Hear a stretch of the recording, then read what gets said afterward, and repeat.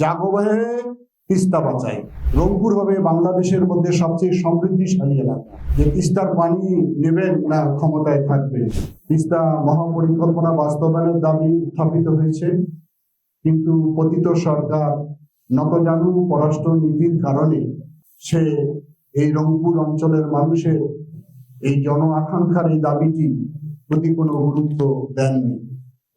বরং আমরা দেখেছি যখন পতিত সরকারের প্রধানমন্ত্রী শেখ হাসিনা ভারতে সফরে যান, প্রিয় সাংবাদিক বৃন্দ তাকে যখন জিজ্ঞাসা করে যে তিস্তা নদীর চুক্তি স্বাক্ষর হবে কিনা, প্রতিবারই উনি আশ্বাস দিয়েছেন, কিন্তু 16 বছর উনি তিস্তার পানির চুক্তি স্বাক্ষর করতে পারেনি।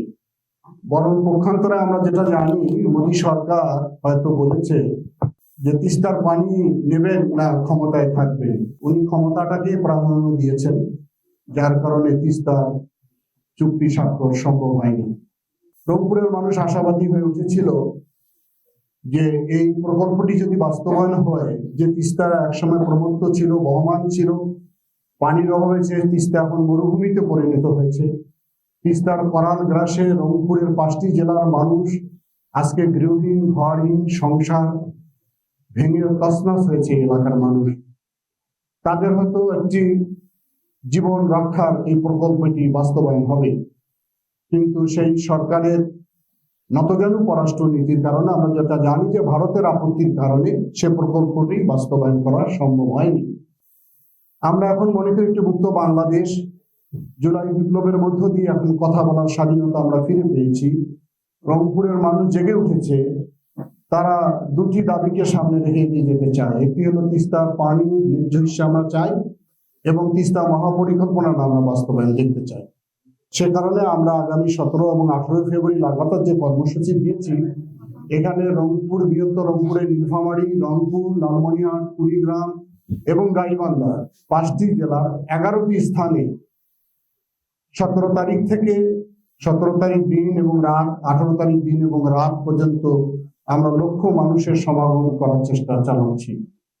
ইতিমধ্যে জনগণের মধ্যে যথেষ্ট সাড়া আমরা লক্ষ্য করছি, কারণ এই দাবিটি হচ্ছে জন আকাঙ্ক্ষার দাবি, এটি রংপুরের বাঁচা মরার দাবি, এটি আমাদের প্রাণের দাবি।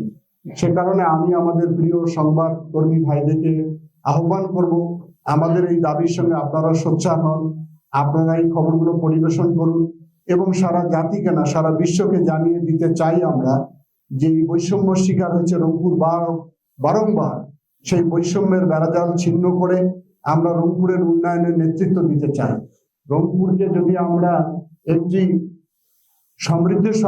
সমৃদ্ধিশালী এলাকা হিসেবে তৈরি করতে চাই, তাহলে তিস্তা মহাপরিকল্পনার কোনো বিকল্প নেই। আর আমরা এটাও জানি যে রংপুর হচ্ছে সবচেয়ে কৃষি দিক থেকে কৃষি ভান্ডার হিসেবে পরিচিত, অথচ রংপুরের মানুষ আজকে বেকার, কর্মসংস্থানের কোনো ব্যবস্থা নেই।